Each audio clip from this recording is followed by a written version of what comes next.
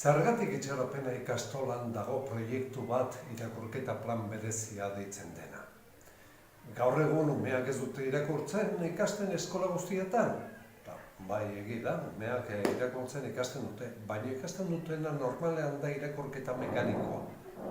Hitzak elkartzen eta hori irakurtzen dute eta normalean ondo egiten dute. Baina nahikoa da irakurketa hori.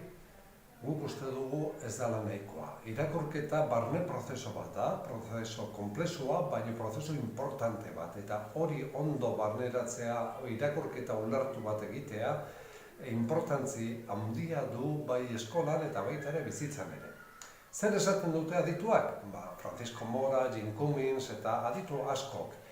Evidentzi zientifiko pila bat daude azpimarratzen duena irakurketa barneratze prozesu hori ondo egitea ze importante izan daiteken gure ikasleen bizitzan. Horregatik guk sinisten dugu asko proiektu honetan eta horregatik ikastolan egunero LH eta DBH-ko ikasleak ordu erdi bat erabiltzen dute egunero bere ordu lektiboetan irakurtzeko. Bere zaletasuna piztea nahi dugu, irakurtzeko zaletasuna.